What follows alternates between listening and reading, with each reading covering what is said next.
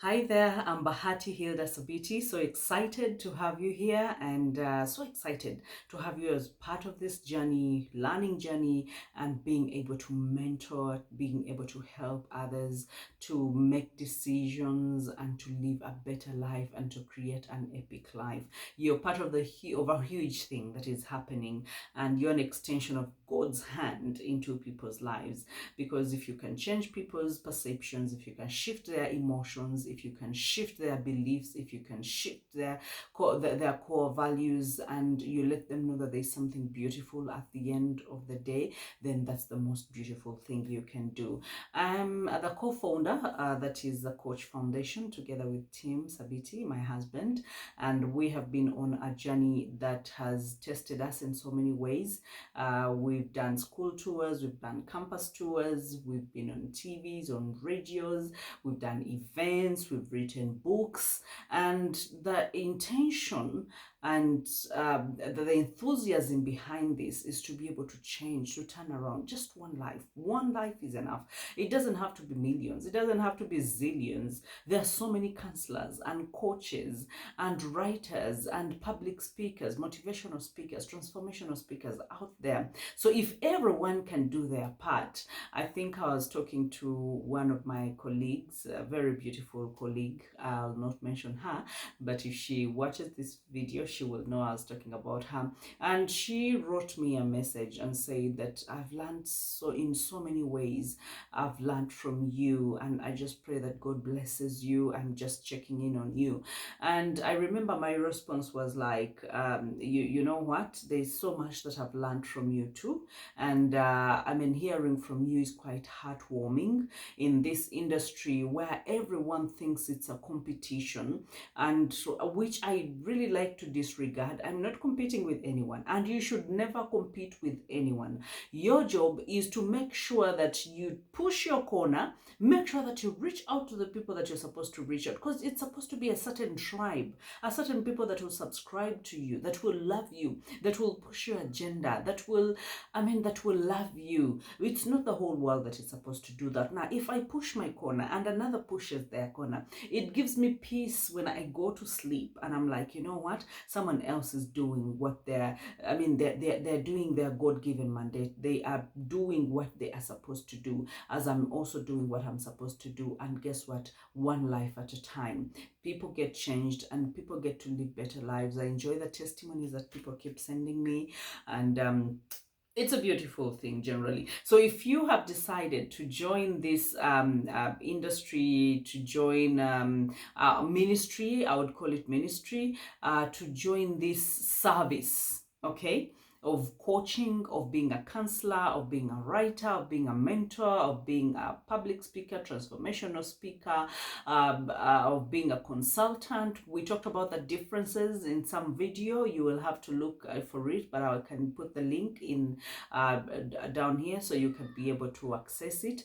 But before you even go to this, make sure that you go and watch that, so we can be on the same journey, so that you know the difference between the coaching, or the coaches, the mentors, the consultants, and then the counselors. It's a beautiful experience, but there's a place for every one of you. So I want you to be able to tell me what your dream is, what your desire is, because I've met so many people that are 50 years and above, and some of them are like, I have been stuck doing a job that I don't like for the past 30 years. And that is how long. And they come and they feel so bad, so terrible, and they're like, I wish I had known. I could have turned around sooner. I knew that I wanted to talk to people. I knew I wanted to impact people's lives. I didn't know how. I had no one to hold my hand.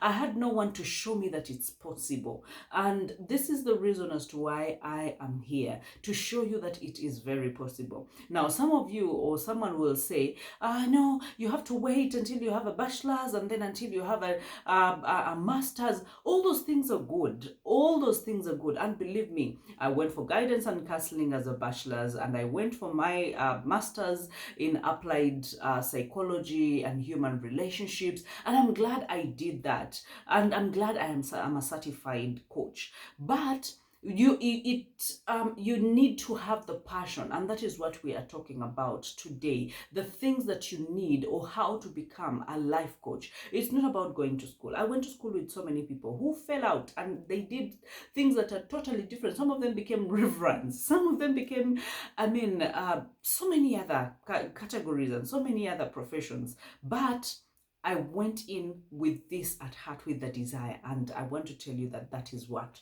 you need. So, how do you become a coach? How do you become a counselor? How do you become a people helper? How do you become a destiny changer? How do you become a stagnation disruptor? That's what we are talking about today. And one of them is to have the desire, pure desire.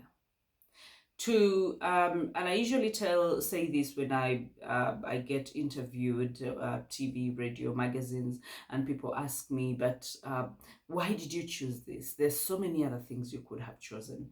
And I usually tell them, this was my desire. When I went to bed and thought and turned around, and I woke up, I woke up thinking, how can I solve someone's problem? How can I help someone overcome their problem? How can I help them see the world differently, change their perception, shift their beliefs? How can I help them get out of depression? How can I? So those are the questions that I kept. Now it was very raw in the beginning, the pure desire of wanting to help people, of wanting to have people move from point A to point B, the passion. And when you have the passion, it drives you, it holds you, it grounds you, it keeps you going. Why? Because you are passionate about it.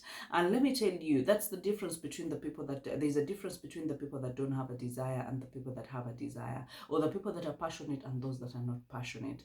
You realize that there's someone who was speaking, and I noted one thing that was very crucial that they talked about. They say that you can pay for people's time, but you can never, or you can buy people's time, but you can never buy their desire or their passion. That means that if you are at a job and you are being paid, guess what? Your boss can want to see you on the desk from 9 to 5, and indeed you'll be on the desk from 9 to 5. But what they can't buy is the passion. Why? Because it's possible that you can sit on the table, but you're not passionate about what you're doing. And that is where you will see a passionate worker. I mean, we have so many employees and staff that we manage, but you will see someone who has given their whole 150% to the company. They will breathe the company. They will be the brand ambassador without being appointed. They will fight to make sure that they accomplish the tasks that they have been given. Why? Not because you're buying their time, not because they're like, I'm just here to do whatever I was employed to do and then I can go. No, they are there because they are passionate about it. Now, when you become a counselor or a coach, there's so many things that are going to happen, because yours is a personal brand. You are the one, you are selling yourself. You are the one that is putting yourself out there. Now, when you put yourself out there, it's not only the glitters, because most of you will think, oh, it's so good to be a celebrity. Believe me, yes, I would say it's good to be a celebrity. You get favors here and there. But again, you'd never live your own life. You never live your own life. You go to so many places and everyone notices you. And I mean, because you're all over, and the demands, people want what you can give to them, and they want to take a part of you. They want, now those things, people get tired with time. If it wasn't your desire, if it wasn't your passion, believe me, you will get tired and you will throw in a towel. So the reason as to why some of us never give up, the reason as to why I don't give up, and I don't think I will ever I will go to my grave, I mean, speaking and helping change lives and impacting lives. Why? Because this is my desire. It is my passion. Is it your passion? Remember, we're talking about how to become a coach, a counselor, or a destiny changer, or a destiny helper. The other is competence. And how I look at competence is, in as much as we have the desire, it's not enough to help us execute or to help us teach or do the work that we have to do. That means that we need to learn the techniques. We need to be able to to be schooled, to be certified, to know that for sure I am competent, I am confident that I can get my client from point A to point B. Now, if you don't have that competence, believe me, you are going to shake when you get people coming to you, because people will come to you. The moment you put yourself out there, people will start coming to you. But if you don't have the competence, that is why people go to school. That is why you are here, to get the competence, to know that what I am doing is right. I'm on the right road. Yes, it's possible that I began raw, but I am polishing and polishing, and I'm getting better at probing, at asking powerful questions, at listening. You're competent at being non-judgmental. You're competent at reading people's minds. And I will say this because in the world of coaching, people usually don't say, or in the world of being a counselor and a mentor, people don't talk about it, but I believe it's an added advantage, because there's so many people that have come to me and have been able to read their minds before they even tell me what they're going through. Now, I don't know what that is, whether it's a spiritual thing, but I believe it's an added advantage, because when someone begins their story and I'm like, okay, so this is how you feel, and I re-echo to them and I'm like, correct me if I'm wrong. This is this and this and this is what you have gone through, and this is how you feel, and this is why you are here. This is how you have arrived at this place where you are in this point of time or in time. And most of these people are like, how did you know that that's what I'm going through? Now, part of it comes from experience, that I've done this for more than 8 years, and I have talked to people. I have talked to from all walks of life, from the leaders to to the people down in the markets. I've exposed myself to all kinds of people. So at least I have a clue what people go through, and I have a clue how the sequencing moves. So all these things are competencies that you are able to probe. You are able to get the truth out of the other person, because some of the clients will come and they don't want to speak the truth. They want to come, say whatever they need to say, just be shallow, and then some of them behave like they are forced to come to either for counseling, for coaching, or for mentoring, or for anything that you have to offer, and you just have to help them create that safe space. And you can't do that if you don't have competence, or if you are not competent. Okay, so I want us to talk about the third, which I think is really, really very important. Very, very, very important. And when I say it's important, it's because at some point we'll have to isolate it and talk about it as the most crucial element a coach can have, or a counselor, or a mentor, or a person that deals with people, serves people, and that is certainty. Being certain in your competencies, being certain, being confident, having self-esteem, to know that now that they have come to me, they are going to turn their lives, that their lives are going to turn around. And sometimes you don't actually need to say it, but there's some people I've looked at, when people come with a lot of doubts, people come when they are beaten, people come when they're rejected, when they're abandoned, and there's so many things that are happening in their lives. And sometimes I look at some of these, maybe a lady or a gentleman, and I look at them and I'm like, you cannot cross paths with me and your life remains the same. Never.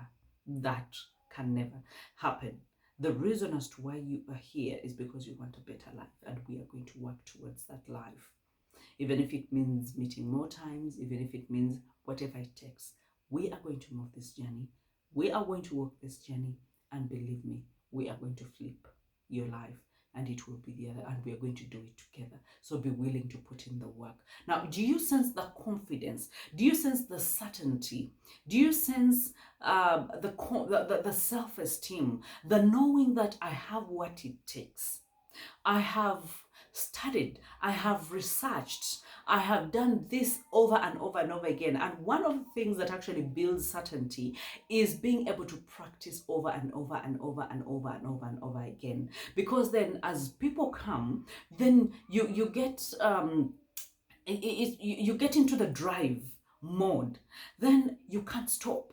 then you want to know more, you want to listen more, you want to create better options together with your clients, you want to throw questions that tickle their brains to come up with answers, because you know they have the answers and they can better their lives. So certainty is a very, very huge thing. And we will talk about the 3 S's of certainty, but we will talk about them sometime later, where we talk about self, where we talk about your skill, it's things that are really, really, really helpful in grounding you and knowing exactly, and talking about your seeker, and which brings me to our next point, that you have to know your seeker.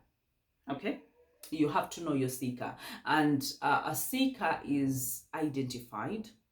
A seeker is, you have to know the person that you are targeting.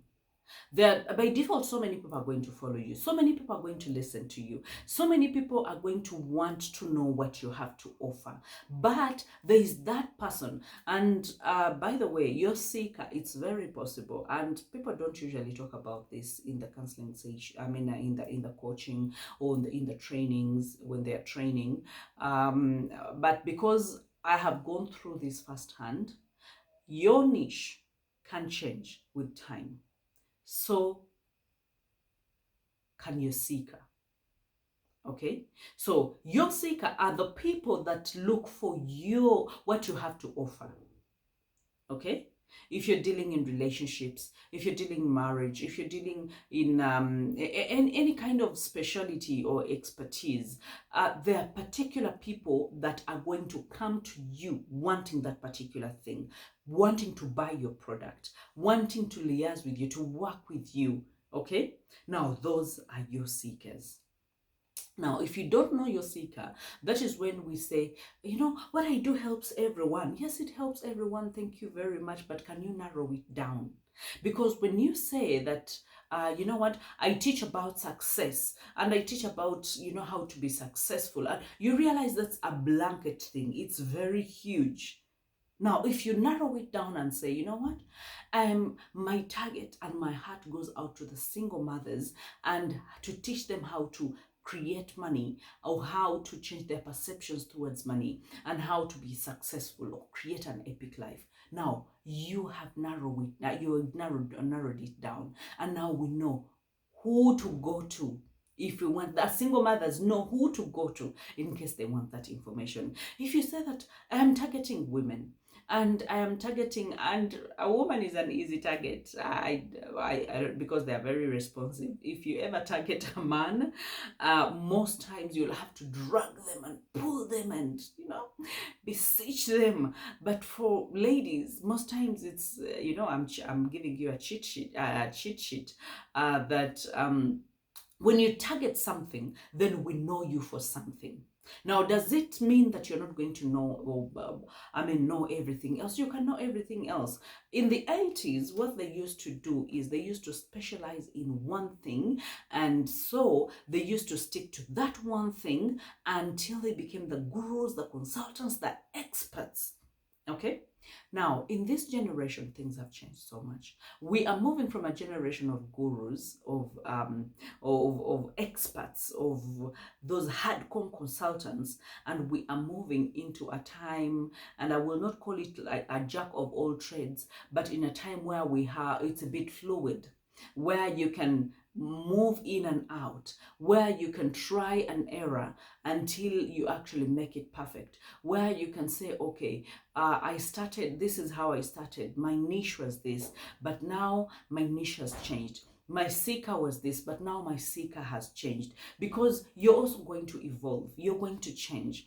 And you can change because the world categorizes us. I'm not the one that is going to categorize, but the world categorizes us. So when the world categorizes you, it categorizes, the middle income earners, the low income earners, the high income earners. It categorizes. There are so many stereotypes out there. Now, remember, we are also evolving. Our confidence is growing and our knowledge base is widening, and we are getting so much exposure to what can happen and what, what we can do. So all these things play a role in your evolving. Now, as you evolve, you're growing, the information is growing, your techniques are growing, your certainty is growing, your competence is growing, and your desire is also growing. Now, it's possible that your desire can shift and say, you know what, I used to target ladies, but now I am targeting men. I want to better their lives. I want to help them be family men. Or I want to help end a fatherless generation. So I'm going to talk to fathers. I'm so passionate about this,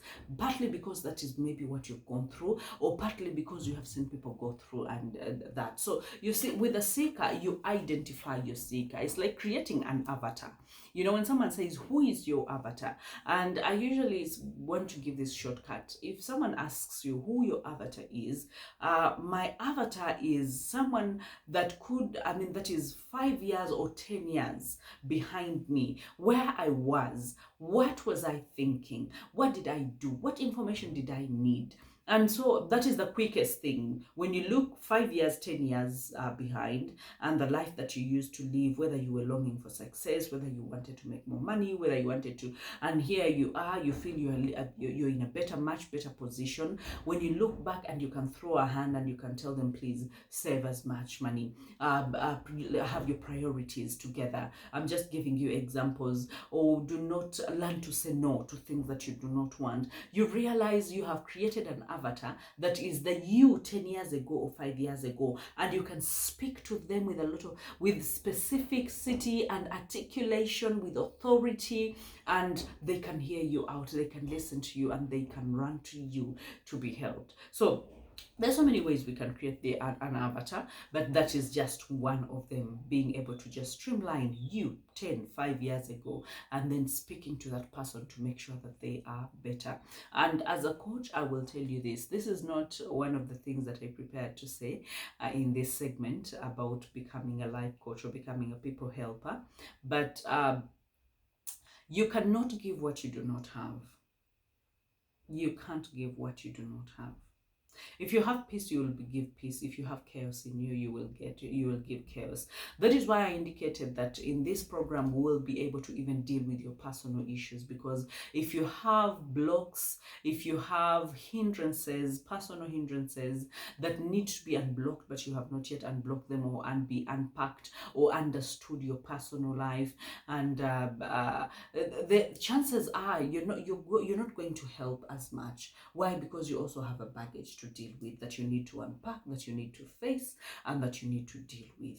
Okay, so you also need that. Your life needs not to be perfect. No one can be perfect, but at least you can say, I have done the best that I can, and I have put my life in order, and I'm not going to be 100% perfect, because I'm going to do mistakes, I'm going to do things that I will regret, but that's part of growth. Okay, and then you embrace it and keep going. So we're talking about if you want to be a destiny changer, a people helper, or a life coach, what are the things to go through? And then when you know your seeker, because we've talked about identifying your seeker, then go in front of them.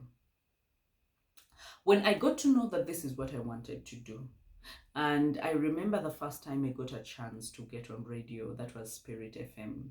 And I was going through a lot of turmoil, a lot of personal issues, a lot of personal baggage, a lot of brokenness and heartbreak. And I was in a mixture of so many things, but I knew this is what I wanted for sure. So I remember one, and by then he was just my friend, because I was not employed by his company. And he said, I can see something in you. I can see your heart is bubbling. You have a message that you want to give to the world. How can I help? And so when he asked, how can I help? I was like, it's possible I can ask for money, but again, I will use it and it will be normal. I was like, how about you give me time on your radio? It's just once a week, and I just practice my passion. And so I got on radio, and I got overwhelming, questions and people joining the radio program. Now, I knew I had done my groundwork. I knew I had a person that by then I didn't know that I would call them a seeker, but I knew I wanted to talk to someone, and I wanted to talk to the ladies so bad. I wanted to talk to the girl child. I wanted to teach them how to get out of their comfort zone, to make more money, and to live. I mean, to walk away from toxic relationships. And you know, when you are young and raw, you have so many thoughts, and they're just bubbling in and out of your brain. And then I was like, just give me time on your radio. I didn't ask for money. I could have asked for money because this was a white guy. So he could have given me a lot of money. Or I could have told him, take me through school, because I didn't have enough money.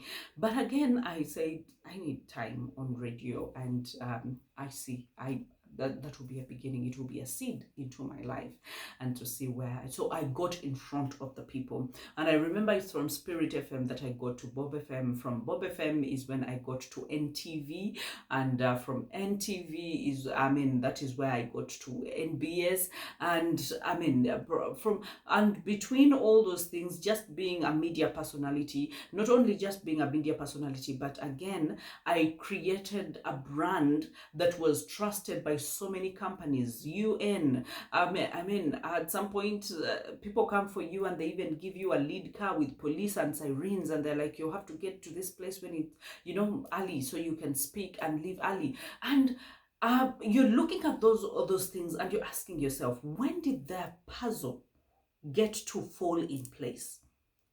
But the puzzle came together because of the things that we are talking about. I had the desire. I got the competence. I went and made sure that I do a course about it. And I got the certainty that I can do this. And I knew who my seeker was. And then I got in front of them and I said, yeah, now I have you.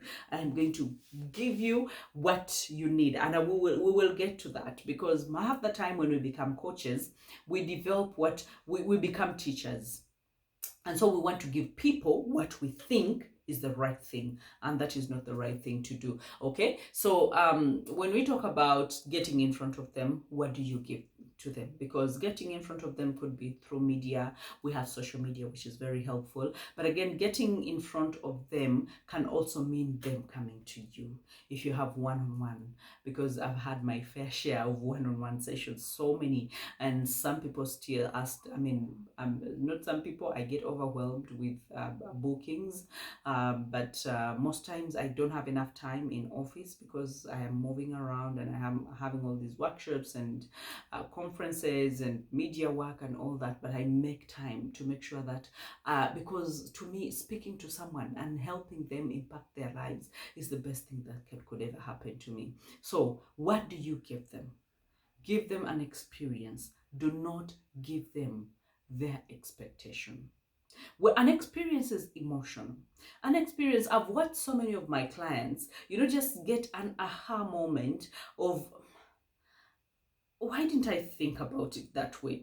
And yeah, that's exactly it. I don't know, where was my mind? And they get to experience change, vivid change. They get to experience shifts in their intention, their values, their belief systems, and they're able to reprogram their lives and live a better life. Now, even when you're on radio, even when you're on TV, because you'll be invited to so many television places, and to many radio stations, and to many conferences and workshops, because we are not just building people that are going to sit one-on-one, but you're going to get out there and build a bigger brand. But when you build that bigger brand, make sure that whoever touches you touches an experience. Whoever listens or hears from you, let it be an experience that they walk away with. Let them, say something of you. Because the best of what has happened to me is actually through referrals.